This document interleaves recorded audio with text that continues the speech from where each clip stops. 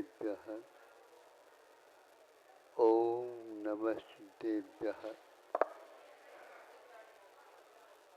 अहिंसा परमो धर्म की आचार्य गुरुवर श्री कुंद कुंद भगवान की आचार्य गुरुवर श्री ज्ञान सागर मुनि महाराज की जलो परम पूज्य संत श्रमणी आचार्य भगवान विद्यासागर जी महामणि राज जी की समस्त आचार्य संघ की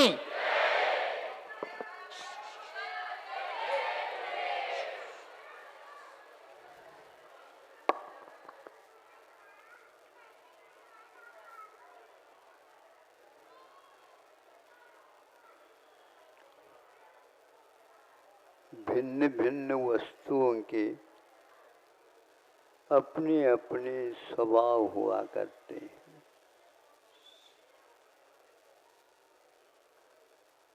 भिन्न भिन्न संयोगों से भी उन वस्तुओं में उन पदार्थों में भेद होता हुआ देखने को उपलब्ध होता है।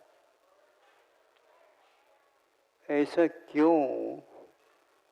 तो आचार्य कहे स्वभाव को आप पूछ नहीं सकते ऐसा क्यों हुआ। स्वभाव हमेशा हमेशा स्वभाव न तर्क गोचर। स्वभाव के ऊपर तर्क कोई काम नहीं करता। हाँ, स्वभाव को हम जो सिद्ध है उसको किसी के सामने रखना चाहें तो उसके लिए हम तर्क का आधार ले सकते। तर्क के द्वारा स्वभाव में कोई परिवर्तन नहीं होता, किंतु बात समझ में आ जाए इसलिए तर्क, युक्ति, उदाहरण आदि दिए जाते हैं। जैसे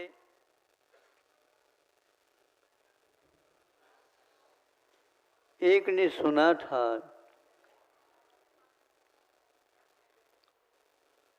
एक वस्तु के संयोग से लोहा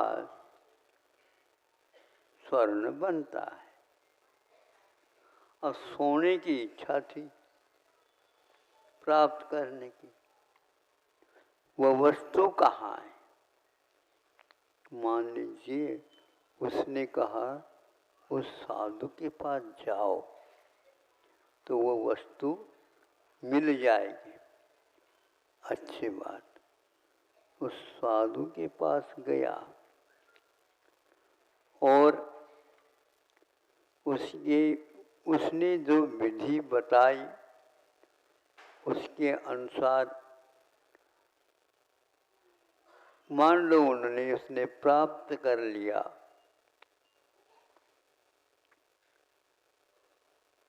किंतु जब वह वस्तु लोहा सोना नहीं बना तो साधु के ऊपर विश्वास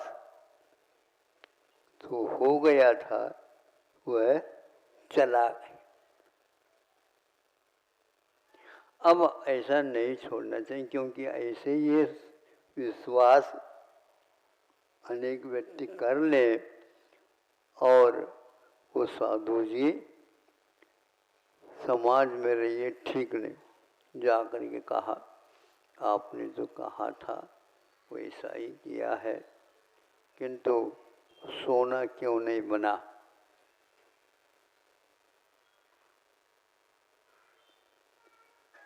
सोना तो बनेगा पक्का, तो क्यों नहीं बना? देख तो लो ना आप सामने सामने।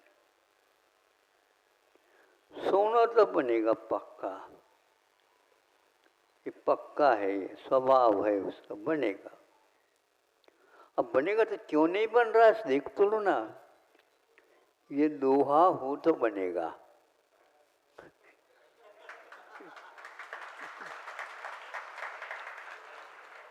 ये लोहा ही तो है, लोहा है कुछ और भी है।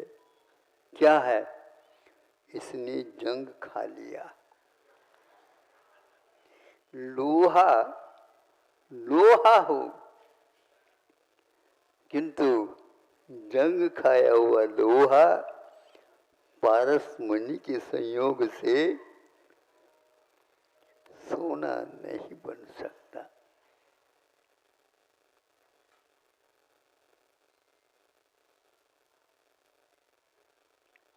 अब वह उस जंग को घिस घिस करके ठीक कर दिया।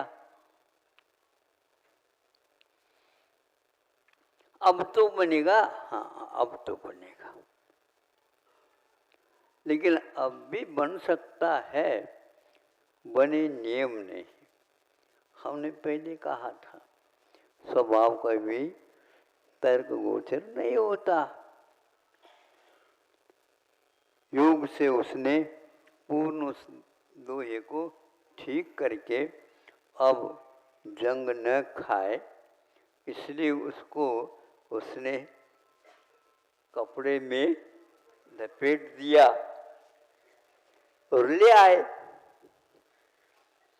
अब मैंने लोहे को जंग से मुक्त किया, लेकिन अभी यह विषय जंग से मुक्त नहीं है, संघर्ष हो रहा है भाई। हाँ, तो फिर ले लो, ये है। क्योंकि हवा और पानी और दूसरे वस्तुओं से उसका स्पर्श न हो। ये देखो, कपड़े में, अच्छे कपड़े में उसको रखा है। हाँ बनाओ। अब पारस मुनि का स्पर्श कराया, लोहा सोना नहीं हुआ।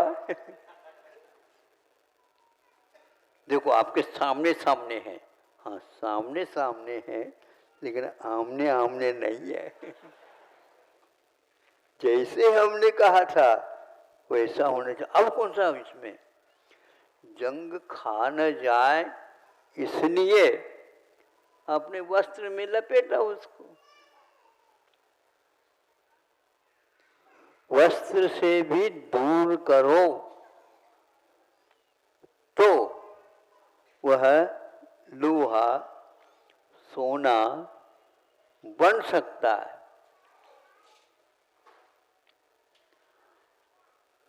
वस्त्र से दूर करने के उपरांत तो ठीक होना चाहिए, फिर भी हो ये नियम नहीं। क्यों नियम नहीं है? क्योंकि उसका स्वभाव है। जो स्वभाव होता है कभी भी अपना स्वभाव छोड़ता नहीं है। जब पुनः लगाएगा, होना तो चाहिए तो सोना।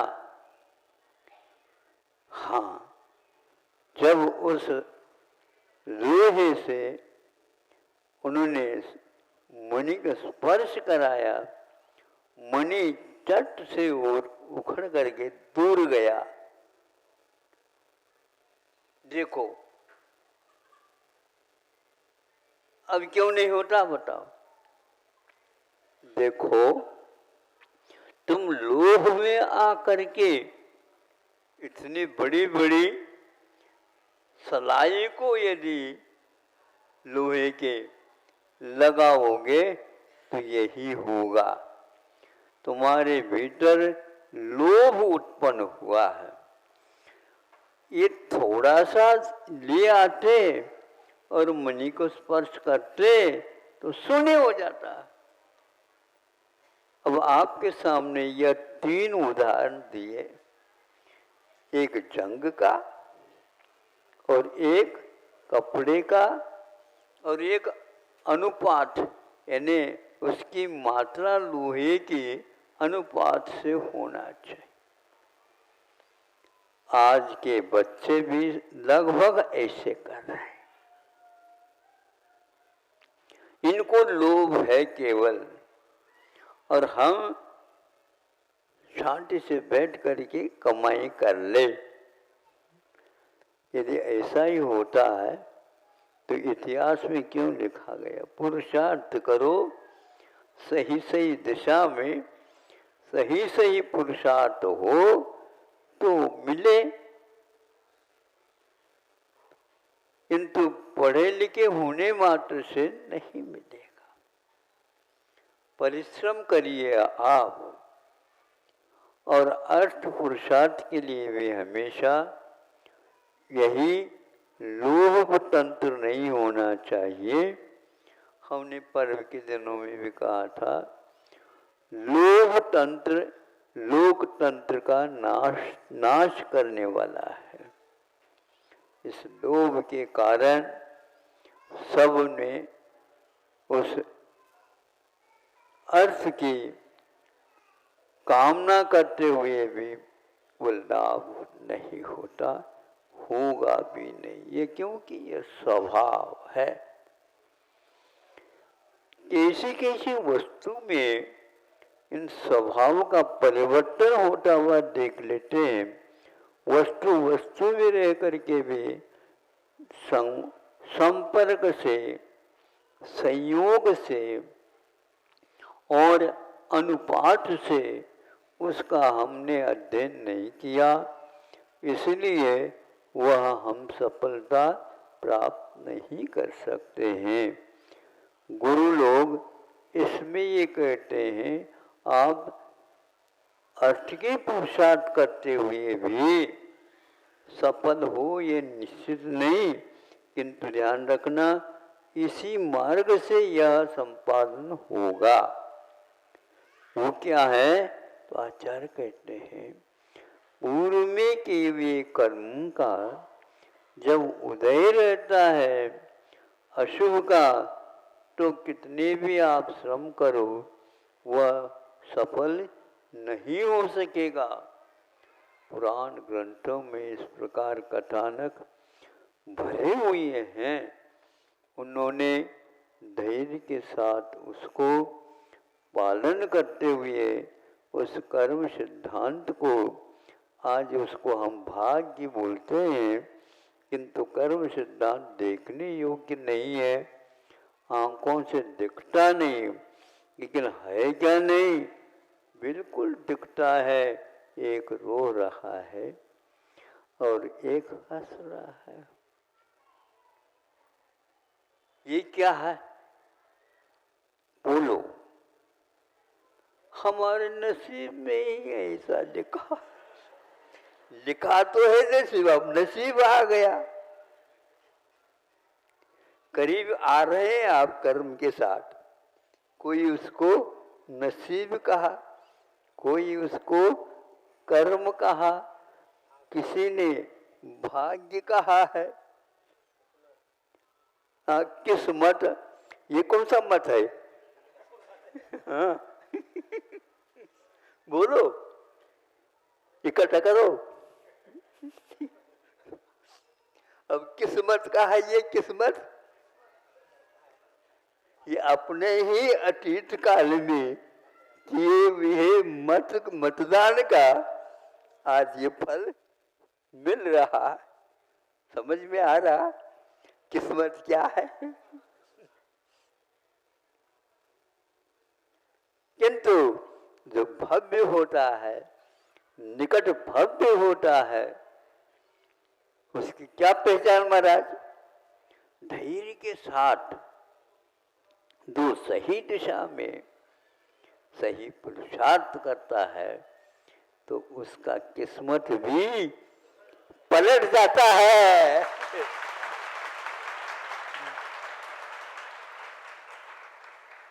इतना है इसके पास क्षमता। एक मत भी ज्यादा हुआ नहीं, भारत का राष्ट्रपति या भारत का प्रधानमंत्री बन सकता। और एक मत के नहीं मिलने से लोग, सरकार गिर गई और प्रसिद्ध वह नेता था जो अपने सिद्धांत से अटल रहता था, वही टल गया। ये क्या है? किस्मत। बड़ा अद्भुत है। साहस रखो। और पहले के लोग साहस के साथ साथ अपने कर्म के ऊपर भी भरोसा रखते थे। अहिंसा परमो धर्म की